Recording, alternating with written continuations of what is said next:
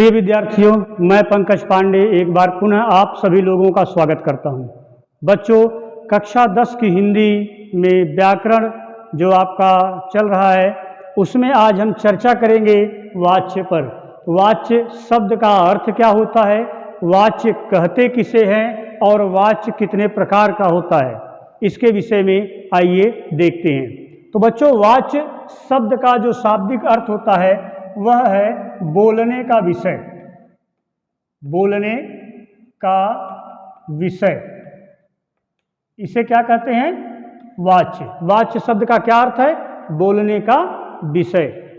बच्चों, जब हम कुछ भी बोलते हैं, कोई वाक्य बोलते हैं, जैसे राम जाता है, श्याम घर जाता है, राम के द्वारा बाजार जाया गया, इस तरह के कुछ भी वाक्य हम बोलते हैं, तो उसमें ये देखा जाता है जो कुछ भी हम बोलते हैं, जो कुछ भी हम कहते हैं, उस वाक्य में प्रधानता किसकी है, कौन प्रमुख है, कर्ता, कर्म या भाव।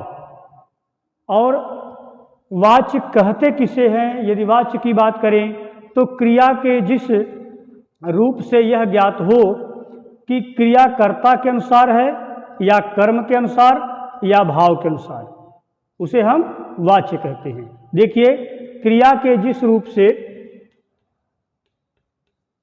क्रिया के जिस रूप से यह ज्ञात हो कि क्रिया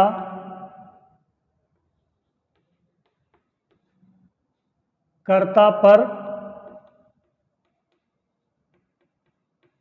आधारित है या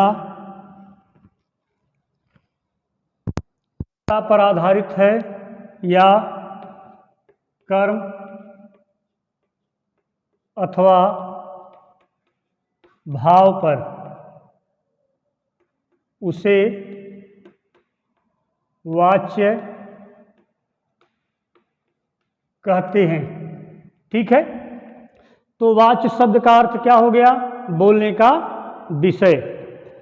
क्रिया के जिस रूप से यह ज्ञात हो कि क्रिया कर्ता पर आधारित है या कर्म पर अथवा भाव पर, या ये कह सकते हैं कि क्रिया के जिस रूप से यह ज्ञात हो कि क्रिया कर्ता के अनुसार है या कर्म के अनुसार है या भाव के अनुसार है, उसे क्या कहते हैं? वाच्य कहते हैं। तो बच्चों, किसी भी वाक्य में जिसकी प्रधानता होगी, किसकी? कर्ता, कर्म या भाव, जिसकी भी इसमें से प्रधानता होगी उसे हम कर्तृवाच्य, कर्मवाच्य या भाववाच्य कहेंगे। जैसे उदाहरण के लिए देख लीजिए, राम घर जाता है, यह एक वाक्य है। अब इसमें आप जानते हैं कि राम कर्ता है, घर कर्म है और जाना क्या है? क्रिया है। अब यह जाता है, कौन जा रहा है? राम जा रहा है। मतलब जाना जो क्रिया है यह किसके अनुसार चल रही है? यह कर्ता के अनुसार है। किसके अनुसार? कर्ता के अनुसार। इसमें मुख्य कौन है? कर्ता है। उद्देश्य कौन है? कर्ता है। ठीक, राम घर जाता है, राम जाता है तब भी राम कर्ता हो गया, राम घर जाता है तब भी राम करता है। कहने का मतलब ये है कि क्रिया किस पर आधारित है? वह कर्ता पर। ठीक, क्रिया किसके अनुसार चल रही है? कर्ता के अनुसार। तो जहां पर क्रिया कर्ता के अनुसार होगी, कर्ता पर आधारित होगी, उद्देश्य या मुख्य कर्ता होगा, वहां पर कर्तृवाच्य होगा। क्या होगा? कर्तृवाच्य होगा। ठीक है, तो आइए देखते हैं कि वाच्य कितने प्रकार के होते हैं। देखिए बच्चों, वाच्य जो है 3 प्रकार के होते हैं। अगर हम देखें कि वाच्य के प्रकार, तो कितने प्रकार के होते हैं? 3। नंबर 1 कर्तृवाच्य, ठीक। नंबर 2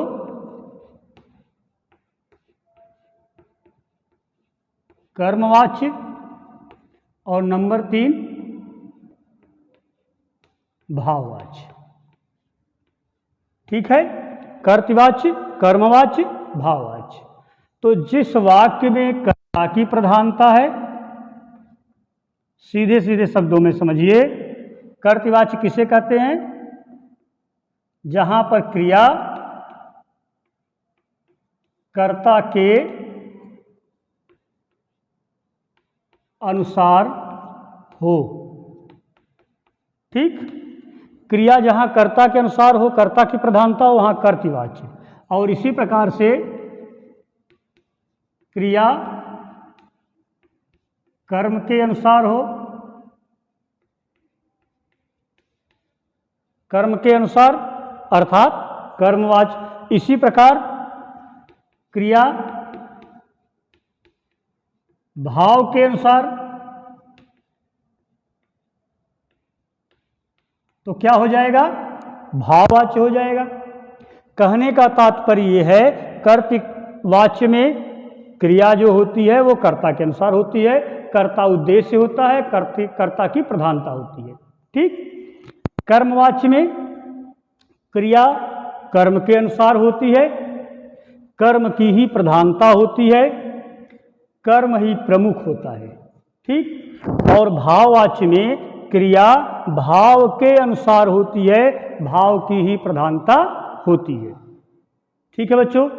अभी तक जो हमने आपको समझाया है, वाच्य शब्द का अर्थ है बोलने का विषय। क्या है? बोलने का विषय।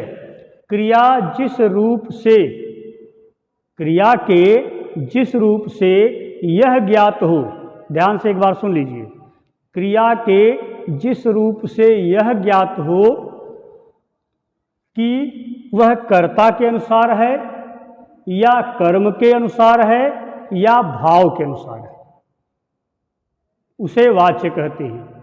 जहां क्रिया कर्ता के अनुसार होगी, कर्ता प्रमुख होगा, उद्देश्य कर्ता होगा, उस वाक्य में समझिए कर्तृवाच्य का वाक्य है, कर्तृवाच्य है। जहां पर कर्म की प्रधानता होगी, कर्म के अनुसार क्रिया चलती होगी, वहां पर कर्मवाच्य होगा।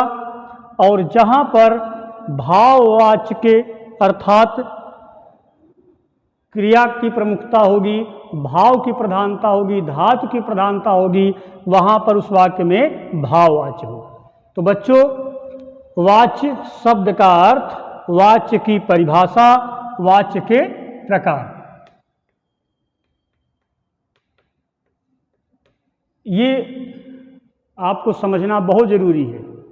सर्वप्रथम आपसे कोई भी पूछता है कि वाच्य शब्द का क्या अर्थ है, तो आप बताइए वाच्य का अर्थ है बोलने का विषय। जो कुछ हम बोलते हैं, जो वाक्य प्रयोग करते हैं, उसमें किसकी प्रधानता है? कर्ता की, कर्म की, भाव की, ये वाच्य है, ठीक।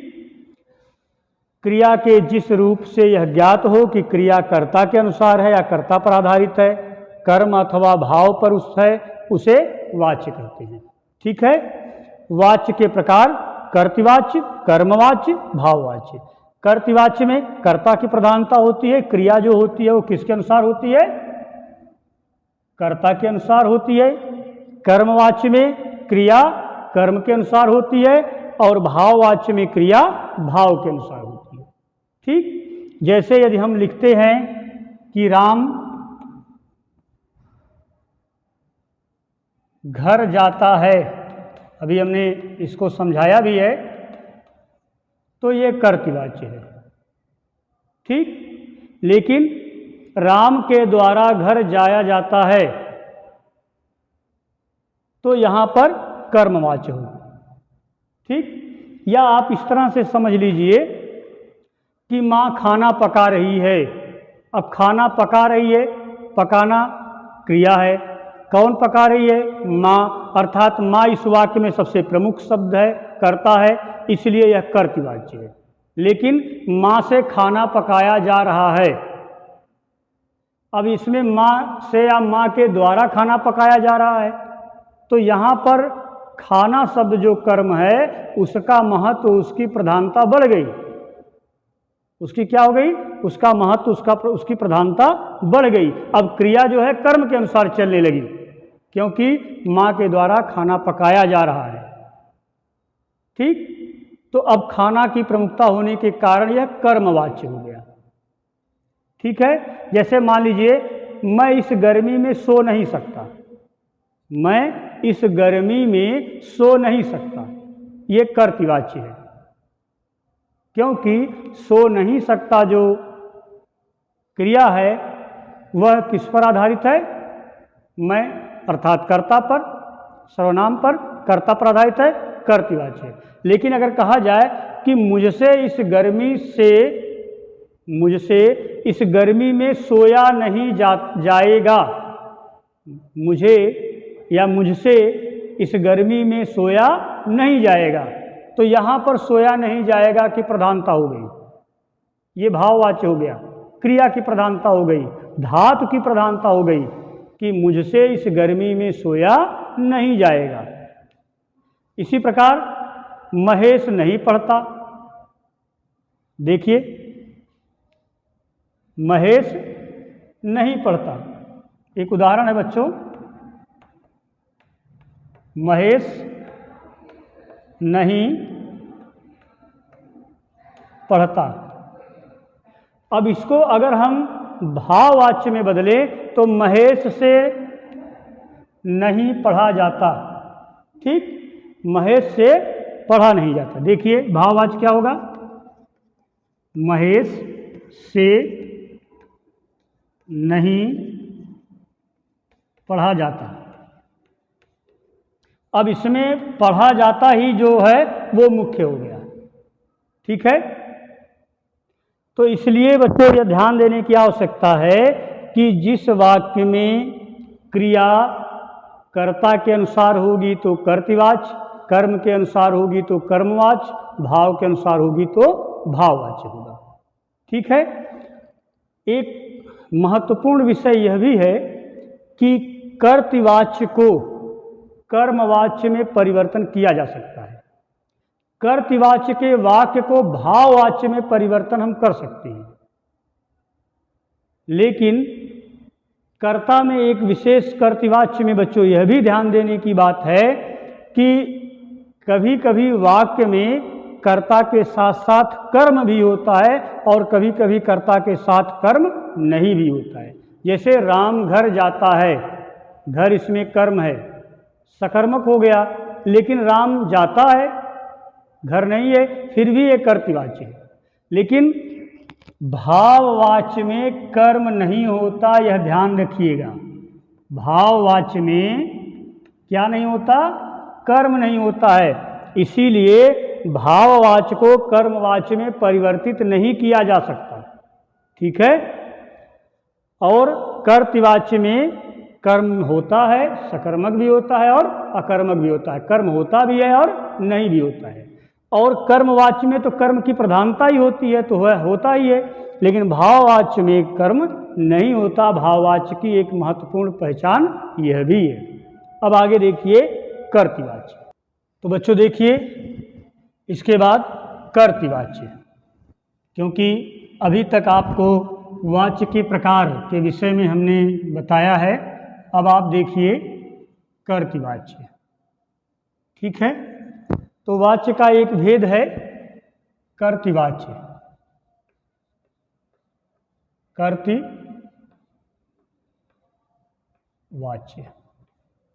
ठीक है। कर्तृवाच्य कहते किसे हैं? जिस रूप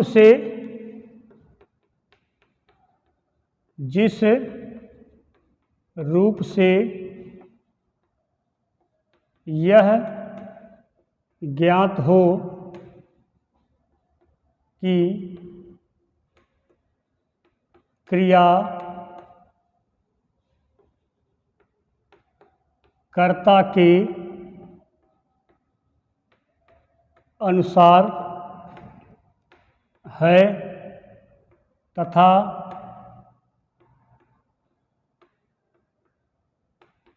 उद्देश्य करता है।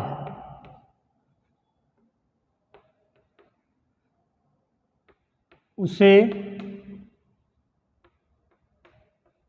कर्तृवाच्य कहते हैं। तो बच्चों, जिस रूप से यह ज्ञात हो कि क्रिया कर्ता के अनुसार है तथा उद्देश्य करता है, उसे कर्तृवाच्य कहते हैं। कहने का सीधा सा अर्थ ये है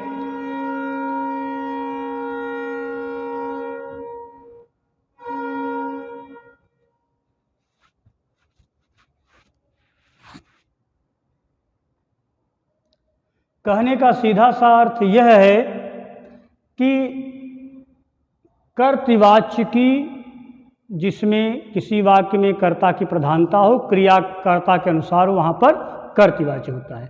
उदाहरण के रूप में हम आपको कई उदाहरण इसके विषय में बता भी चुके हैं, लेकिन इसकी परिभाषा लिखना और समझना आपके लिए आवश्यक है, तो इसे आप नोट कर लीजिएगा।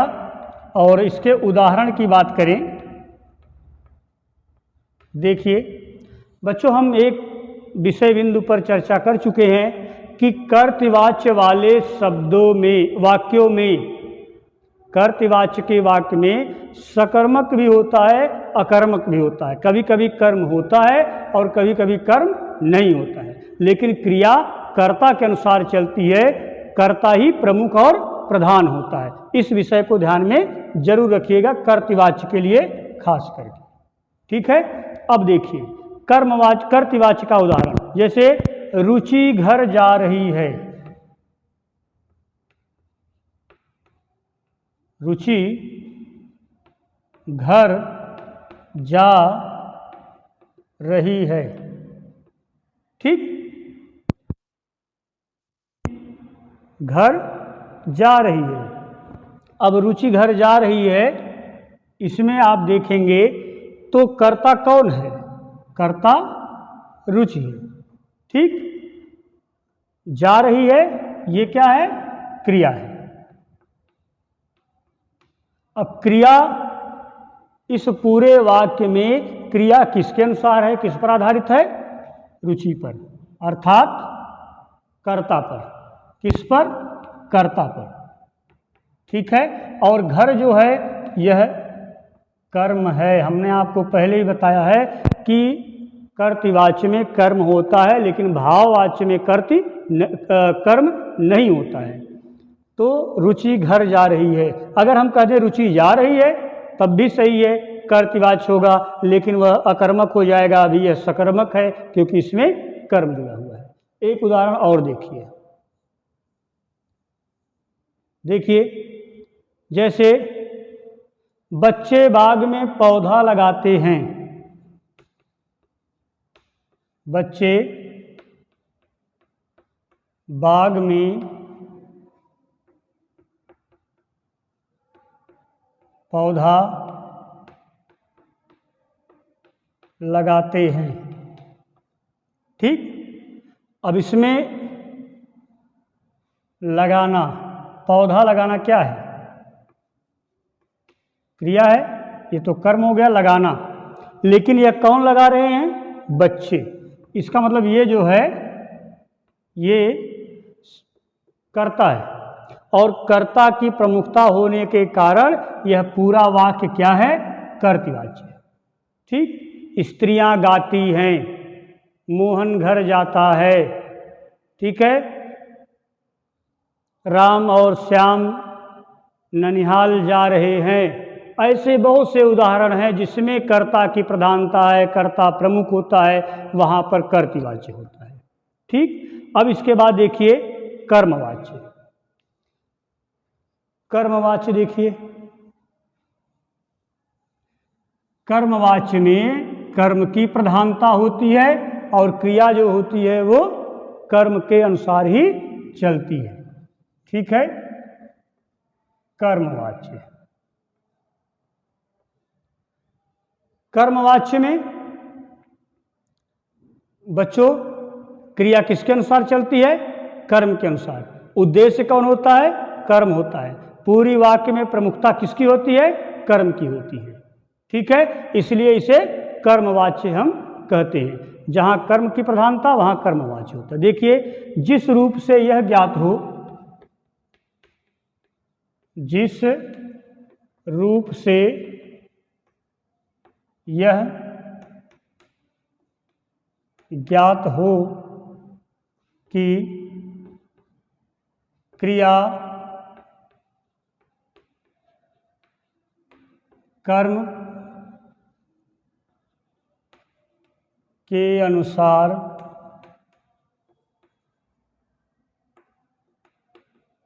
होती है, उद्देश्य कर्म होता है, उसे कर्मवाच्य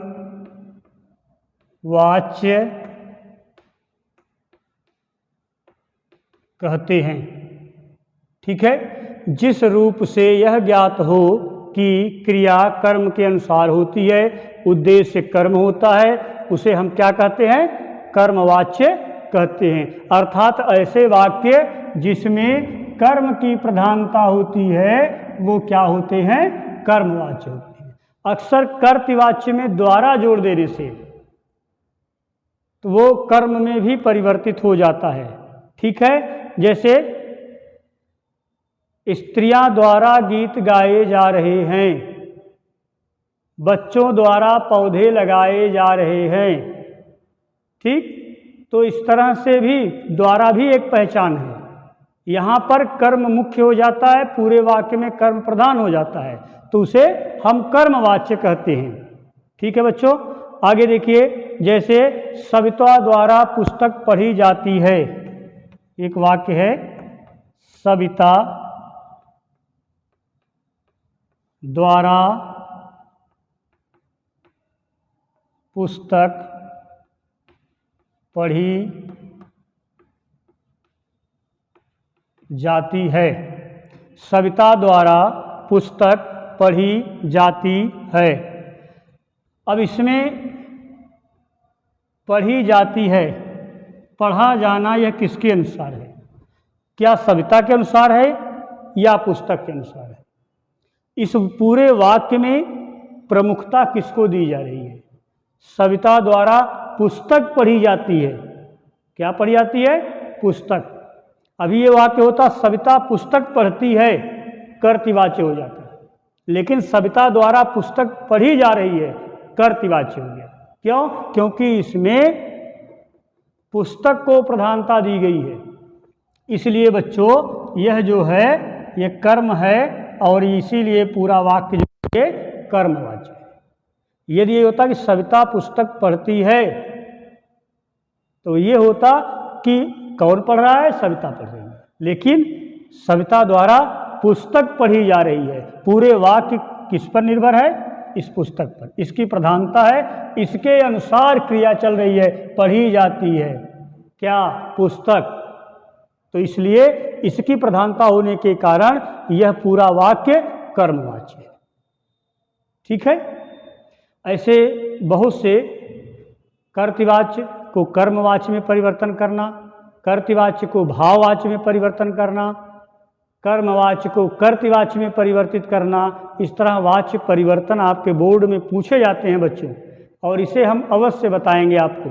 लेकिन इसके बाद एक कर्मवाच्य के बाद भाववाच्य, आप उसे भी देख लीजिए। देखिए,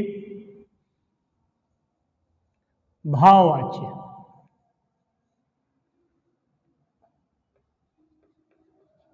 भाववाच्य, ठीक है बच्चों। जिस रूप से यह पता चले कि, जिस रूप से यह पता चले कि क्रिया, या आप कह सकते हैं कि उद्देश्य चले कि, चलिए ठीक है, वाक्य का उद्देश्य, पूरे वाक्य का उद्देश्य भाव अर्थात धातु है, उसे भाववाच्य कहते हैं। ठीक है, कहने का अर्थ है कि जिस रूप से यह पता चले कि वाक्य का उद्देश्य भाव अर्थात धातु अर्थात क्रिया है, उसे भाववाच्य कहते हैं। तो बच्चों सीधी सी बात है कि किसी वाक्य में अगर क्रिया की भाव की प्रधानता है तो भाववाच्य होता है। उदाहरण देखिए, उससे चला नहीं जाता। उदाहरण है, उससे चला नहीं जाता। अब देखिए, चलना क्या है? क्रिया। और एक महत्वपूर्ण विषय हमने आपको बताया था कि भाववाच्य में कर्म नहीं होता है। आप इस पूरे उदाहरण में देख रहे होंगे, कोई भी ऐसा उदाहरण नहीं मिलेगा जिसमें कर्म हो। उससे चला नहीं जाता, जाना चलना क्रिया है, लेकिन चला नहीं जाता, अर्थात पूरे वाक्य में इनकी ही प्रधानता है, यही उद्देश्य है। इसलिए यह क्या है? भाववाच्य का उदाहरण है। एक उदाहरण और देखिए,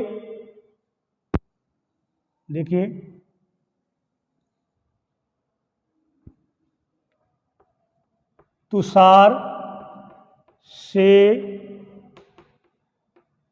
हंसा गया। अब देखिए, तुषार से हंसा गया। अब इसमें तुषार की प्रमुखता नहीं है पूरे वाक्य में, बल्कि किसकी है? हंसा गया की, हंसने की। ये क्या है? ये क्रिया है, और इसकी प्रधानता होने के कारण, उद्देश्य वाक्य में होने के कारण, यह भाववाच्य का एक उदाहरण है। इसी प्रकार छात्रों से चुप बैठा नहीं जाता। देखिए भाववाच्य का एक उदाहरण,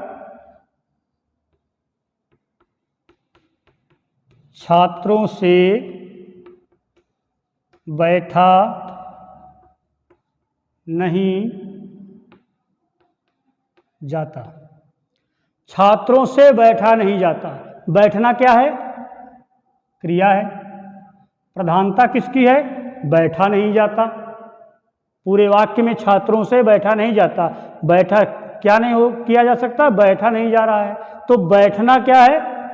क्रिया है। चलना, घूमना, दौड़ना, खेलना, बैठना, उठना, जागना, सोना, सब धातु क्रिया हैं। ये क्रिया जो है, तो इसकी प्रमुखता होने के कारण यह भाववाच्य है। ठीक है, तो बच्चों आज के इस वीडियोज में हम आपको कर्तवाच्य, कर्मवाच्य और भाववाच्य की परिभाषा, उदाहरण आपको बताए हैं, हमने समझाया है। लेकिन इसके बाद जो सबसे महत्वपूर्ण विषय है, यह भाग 1 आपका जो है, और भाग 2 में हम वाच्य परिवर्तन लेकर के आएंगे। वाच्य परिवर्तन में कर्तवाच्य को कर्मवाच्य में कैसे बदलना चाहिए, कर्मवाच्य के वाक्य को हम कर्तवाच्य में कैसे परिवर्तित कर सकते हैं, भाववाच्य को कर्तवाच्य में कैसे परिवर्तित कर सकते हैं, यह बहुत महत्वपूर्ण विषय है। ये बोर्ड की परीक्षा में पूछा जाता है, तो इसे हम अवश्य आपको अगले वीडियो में आपको भेजेंगे। बच्चों तब तक के लिए धन्यवाद। लेकिन आपसे एक आग्रह अवश्य है कि आप लोग कर्तवाच्य, कर्मवाच्य और भाववाच्य के 5-5 उदाहरण लिखेंगे, क्योंकि इससे आपको पता चल जाएगा कि कर्तवाच्य और कर्मवाच्य और भाववाच्य में क्या अंतर हो रहा है, किसकी प्रमुखता हो रही है। तो बच्चों एक बार पुनः धन्यवाद। आप अवश्य इस प्रश्न को लिखेंगे। Thank you.